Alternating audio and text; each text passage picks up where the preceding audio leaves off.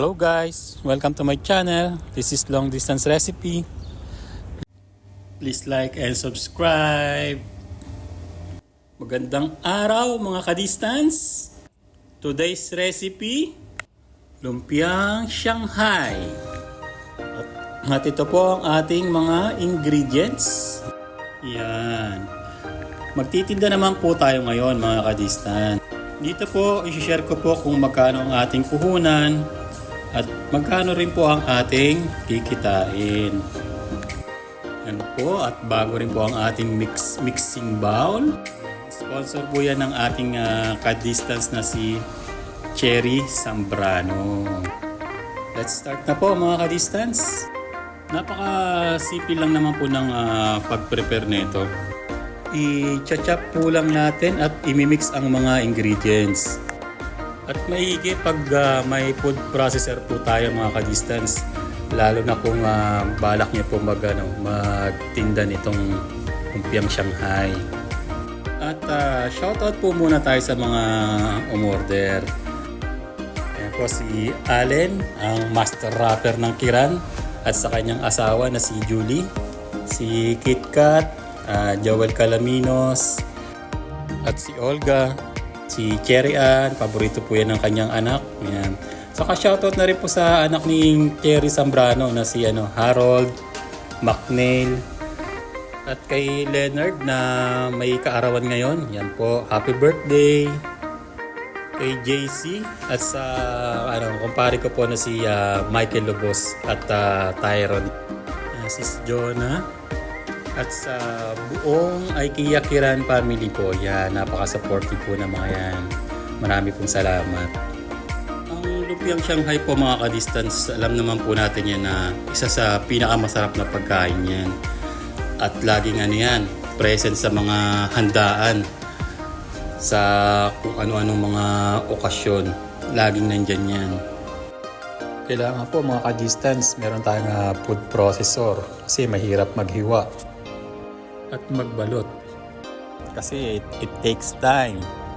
Kahit nga po ako dito sa binalot ko almost 2 hours po ako nagbalot nito. Kaya yan po, masakit sa likod, minsan po nakakainip, minsan ayaw mo na rin siyang tapusin, o kaya dadamihan mo yung sandok para madaling matapos. Pero ang sarap sa pakiramdam pag sobrang positive ang mga feedback at nasarapan talaga sila sa ginawa mo. Nakakawala siya ng pagod. Parang buhay abroad din yan mga ka-distance.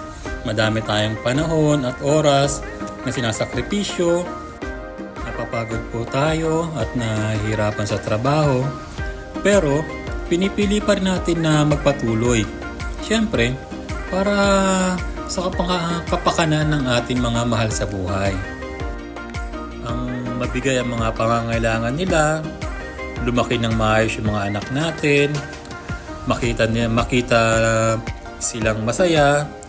Ayun yung mga bunga ng pagsasakripisyo natin. At ayun talaga yung nakakawala ng pagod. Yan po. At mga distance, mag-share din po ako sa inyo ng Bible verse. Ayan, maganda po ito kasi related po to sa pinag-uusapan po natin ngayon. Joshua 1 verse 9. Be strong and courageous. Do not be afraid. Do not be discouraged, for the Lord God will be with you wherever you go. Yan po mga ka-distance. Yan po. Pagka alam nyo na nahihirapan na po kayo mga ka-distance, isipin nyo lang po yung yan ng Bible verse na yan na may Panginoon na nagsabi na sasamahan ka niya saan ka man magpunta.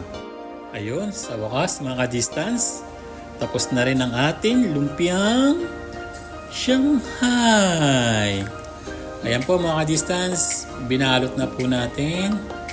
Bali po 7 balot po yung ating nagawa mga ka-distance. 7 kalahati. At ang puhunan natin po ay 5 KD lang mga ka-distance. at mabebenta natin siya ng 11 dinaruba. Wow! O diba mga ka-distance, ang laki ng kita. In 1 week lang po yan. Pero kung weekly kayo gagawa mga ka-distance, mas malaki po. Consistent lang dapat tayo mga ka-distance sa gawa natin para may regular customer talaga tayo. Ayan. At lagi po tayong mag-iingat mga ka-distance. Yan po mga ka-distance. Marami pong salamat at thanks for watching. Please like and subscribe. Muli, marami pong salamat mga ka-distance and God bless.